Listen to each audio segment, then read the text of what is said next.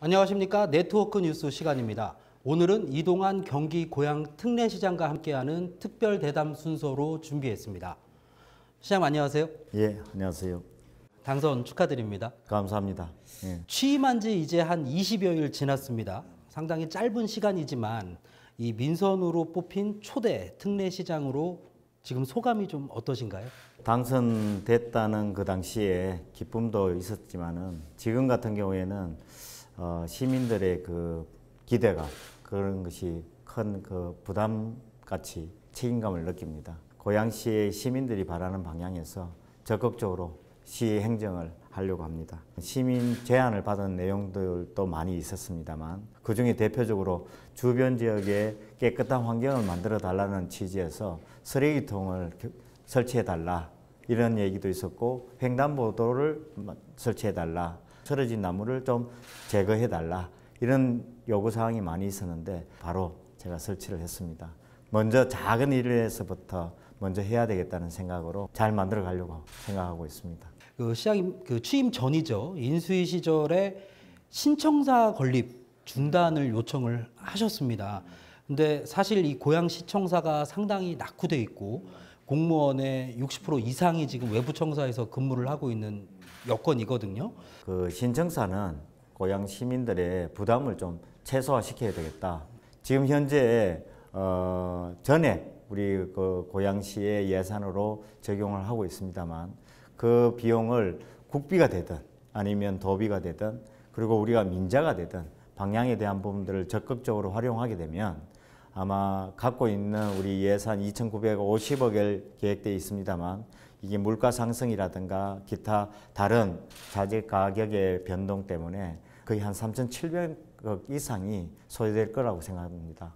그것을 다 부담하는 것을 최소화시키기 위해서 제가 예산 부담 없는 신청사 재검토를 제시한 바가 있습니다. 시장님께서는 이 도시계획 공학과 관련한 석박사를 모두 소유하고 있습니다. 그래서 이른바 도시 전문가라고 불리시는데 이 고양시에는 기존에 좀 낙후된 일기 신도시도 있고요. 또 앞으로 창릉 신도시도 들어서게 됩니다. 시장님만의 어떤 신도시 구상 좀 소개해 주시죠. 이 신도시가 갖고 있는 특성에 한 30년 정도 노후화가 되다 보니까 이것을 어떻게 이제 해결할까? 이제 재건축으로 새로운 집을 제공을 해야 하는 상황이 되었습니다. 그런 차원에서 지금 우리 고양시의 앞으로 방향은 구도시 지역은 재개발로 그리고 신도시 지역은 재건축으로 완전히 새로운 도시를 만들어서 가야 시민들이 아마 원하는 방향을 충족시킬 수 있다고 저는 생각이 듭니다. 아무래도 재건축, 재개발을 하려면 그걸 빠르게 신속하게 추진할 수 있는 방안으로 우리 그 시장 직속으로 도시정비 기구를 아마 설치하는 걸로 되어 있습니다. 그 창릉 신도시에 대한 부분을 고양시에서는 이제는 집만 짓는 그런 신도시 개발이 아니라 이제는 자족성을 확보한 신도시로 거듭날 수 있도록 만들 예정입니다. 취임하시고 나서 그 1호 결재가 있었습니다. 경제자유구역 추진단 구성 계획이라고 했어요. 보통 타 시도를 보면 인사결재를 1호로 하는 경우가 많았습니다. 특별한 이유가 있을까요? 고양시가 지금 처해진 상황 자체가 일자리가 사실은 없잖아요. 근데 일자리를 창출하기 위해서는 기업이 들어와야 됩니다. 근데 기업이 들어오려고 하니까 기업 자체에 유치하는데 걸림돌이 너무 많습니다. 첫 번째는 수도권 규제가 있고 그 다음에 그린벨트 규제가 있고 개발제한구역 규제죠. 그 다음에 군사시설에 대한 규제가 있습니다. 게다가 공업 물량도 거의 없습니다. 그래서 이런 규제에 대한 어려움을 극복하는 방법 중에 하나가 사실은 경제자유구역이라는 것이 필요하고 경제자유구역을 지정하게 되면 외국인도 기업도 들어올 수 있고 그다음 해외에 가 있던 복귀 기업도 들어올 수 있는 여건도 되고 그리고 우리 자체적으로 첨단 산업 분야에 종사하는 기업들이 자연스럽게 들어올 수 있는 어떻게 보면 그 생태계를 조성을 하는 거죠. 지방선거 끝나고 난 이후에 경기 북도에 대한 관심이 좀 집중이 되고 있습니다. 아무래도 경기 남부에 비해서 상대적으로 환경도 열악하고 규제도 참 많잖아요. 이 부분에 대한 시장님의 생각을 좀 듣고 싶습니다.